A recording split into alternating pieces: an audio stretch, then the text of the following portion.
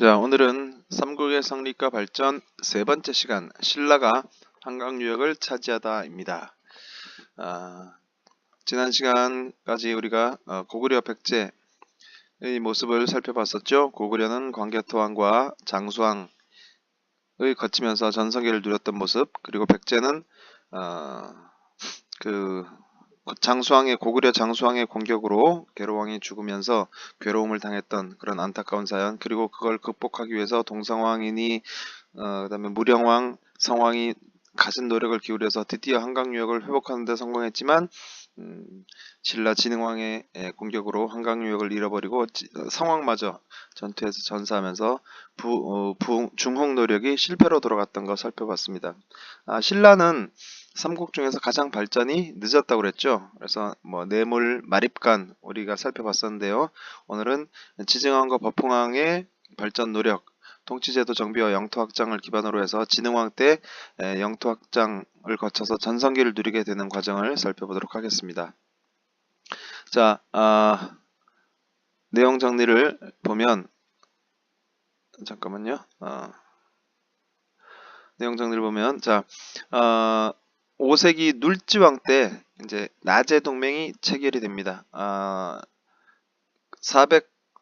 427년인가 그 장수왕이 평양으로 수도를 옮기죠. 그러고 나서 433년에 눌지왕이 백제 비왕과 함께 동맹을 체결하게 돼요. 그래서 고구려로부터 이제 벗어나려고 하는 것이죠. 고구려 영향력이 있었던 것은 광개토왕의 그 도움이었던 것이죠.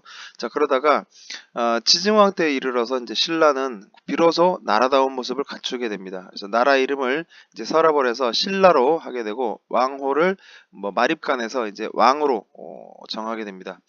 그 다음에 이제 지방의 주, 그 다음에 군 제도를 정비해서 지방의 관리를 파견하고 세금을 거둘 수 있게 되는 것이죠. 그 다음에 이제 우경이란 뭐냐면, 우경은 소를 이용해서 농사를 짓는 걸 이제 우경이라고 합니다. 소우자예요. 소우자. 자, 이래서 어디 갔었나? 자, 그래서 소를 농사에 이용하게 되면서 사람의 힘으로 할 수 없었던 많은 것들을 하게 되죠. 그래서 농업 생산량이 크게 향상이 됩니다. 그리고 이제 이 시기 왕들은 영토 확장을 빼놓을 수가 없죠. 그래서 경상북 북부에 진출하고 우산국, 지금의 울릉도죠. 우산국을 정복하게 됩니다. 그 다음에 버풍왕. 버풍왕은 버프 왕이죠. 버풍왕. 6세기 전반인데요.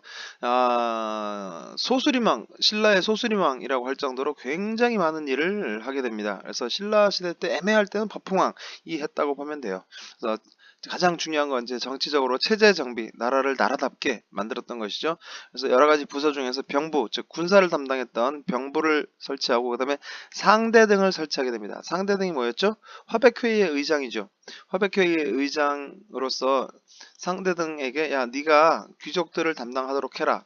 나는 이제 왕으로서 권리를 누릴 테니까 라고 하면서 이제 그동안에는 왕이 귀족의 한 명이었었는데 이제 귀족들과는 구분된 왕으로서의 지위를 누리게 됩니다. 그래서 상대등을 설치하게 되고 그다음에 이제 고대 국가, 중앙집권 국가의 가장 기본이죠. 율령 반포. 그래서 여러 가지 공복도 제정하고 이렇게 합니다. 그다음에 이제 연호를 사용하게 돼요. 연호를 사용해서 건원이라고 하는 연호를 쓰게 됩니다. 이제 나라가 제대로 된 나라가 된다라고 하는 자신감인 것이죠. 그다음에 이제 율령반포와 함께 중요한 업적이죠. 불교. 백제와 고구려는 불교 수입이죠. 불교를 수용인데 신라는 불교 공인이야. 이미 들어와 있었는데 이게 이제 사람들이 받아들이지를 않아요. 불교를. 거부감이 큰 거지. 그러니까 이 버풍왕이 불교를 받아들여야지 왕인 나를 부처님처럼 떠받들고 왕권이 강화가 될 텐데 어떻게 하지 그러다가 2차돈 네가 희생을 해야 되겠어. 그래서 2차돈의 순교라고 하는 건 이제 종교를 위해서 죽는 걸 순교라고 합니다. 그래서 계기로 공식적으로 인정이 돼요. 그래서 백성의 사상의 통합이 되고 근데 영토 확장도 뭐 다른 것도 많이 했지만 대표적인 것이 이제 김해의 금관가야를 병합하게 되죠. 금관가야 여러분들이 알다시피 고구려 광개토왕의 군대 때 고구려 군대가 왜군들을 추격해 와서 금관가야까지 이제 아주 초토화를 시켰었죠. 그래서 비실비실 하다가 그때 와서 드디어 이제 멸망하게 됩니다. 금관가의 후손이 누군지 아시나요? 김유신 장군이 바로 이제 금관가의 왕족이었죠. 2차돈의 순교는 뭐 이런 내용이 있습니다. 자, 그다음에 이제 신라의 골품제는 뭐 이런 지난 시간에 한 거기 때문에 대충 살펴보면 이렇게 진골은 1등부터 17강까지 다 갈 수 있고 육두품은 6등급까지만 승진이 가능해요. 그다음에 뭐 이런 그 집의 크기, 마차의 크기, 그다음에 공식 복장 이런 것들이 다 이제 골품에 따라서 차이가 있습니다. 자, 그다음에 이제 신라의 가장 위대한 정복군주라고 할 수 있죠. 진흥왕. 진흥왕은 이제 법흥왕의 뒤를 이어서 법흥왕이 이제 그 뭐 국내 정치 뭐 율령반법 불교정에 다 해놨기 때문에 뭐 더 국내에서 뭐 크게 할 게 없어요. 그래서 뭐 황룡사를 건축해가지고 이제 국력을 과시한다거나 화랑도를 개편해서 이제 그 전쟁 체제로 전투에 바로 나설 수 있도록 이렇게 만든 다음에 이제 영토 확장에 바로 이제 나서게 됩니다. 마치 그러니까 소수림왕과 광개토왕의 관계랑 비슷하죠. 그래서 여기 이제 법흥왕의 기반을 바탕으로 해서 진흥왕이 영토 확장에 바로 나서게 되는데 그 우리 지난 시간에 봤듯이 백제 성왕과 연합해서 한강 상류 지역을 차지합니다. 근데 한강 상류 지역은 지금 아무 쓸데가 없어요. 영토만 넓었지. 그래서 백제가 차지하고 있던 한강 하류를 2년 동안 잘 이제 기회를 노리다가 백제가 안심한 틈을 타서 이제 한강 하류를 빼앗게 됩니다. 그래서 한강 유역 전체를 이제 장악하게 되죠. 이 좋은 점은 뭐냐면 중국과의 직접 교역이 가능해요.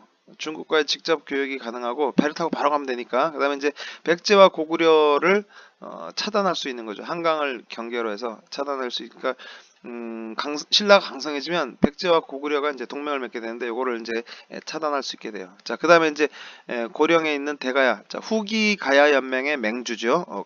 대가야를 병합해서 이제 가야 지역 전체를 장악하게 됩니다. 그리고 이제 함경도 지방까지 가서 고구려 영토를 공략하게 되죠. 이 지도가 이렇게 됩니다. 이게 신라 최대의 전성기죠. 그래서 이걸 기념해서 단양에 있는 여기 있죠? 어디 갔어? 단양에 있는 신라 적성비, 적성이라고 하는 성이 있어요. 그걸 뺏은 기념으로 그 비석을 세운 거고, 그 다음에 이제 요거는 이제 뺏은 기념으로 한 거고, 4개의 순수비를 세우게 됩니다. 순수비는 이제 순수하다, 뭐 착하다, 맑다, 영혼이 뭐 이런 뜻이 아니고, 순수라고 하는 건 이제 국왕 고유 한자예요. 국왕만이 쓸 수 있는 한자인데 황제나 국왕이 자기 영토를 한 바퀴 싹 둘러보는 거를 이제 순수라고 합니다. 순수하죠? 자, 순수라고 합니다. 그래서 가는 곳에 중요한 곳에 4개의 비석을 세워요. 그래서 창녕의 척경비, 영토를 개척했다 이런 뜻이죠. 그 다음에 이제 북한산의 순수비, 그다음에 이제 저 북쪽으로 가가지고 함경도 고구려 땅을 다 뺏은 거죠. 옛날 옥저 동해 땅을 다 이제 뺏은 거기 때문에 기념으로 세울 만하죠. 그래서 황초령, 그다음에 마울령 이런 그 꼭대기 산 꼭대기에다가 이렇게 비석을 세워서 자기 영토를 자랑하게 됩니다. 그래서 이 진흥왕 때 영토가 대단히 넓어졌죠. 근데 이제 진흥왕이 끝나고 나서는 이런 영토는 이제 잃어버리긴 하는데 그래도 한강 유역은 우리가 신라가 삼국 통일 시기까지 끝까지 유지를 했기 때문에 한강 삼국을 통일할 수 있게 됩니다. 자, 너무 말이 많았죠. 말이 많은 목장주의인데 오늘은 여기까지 하겠습니다. 이상 끝.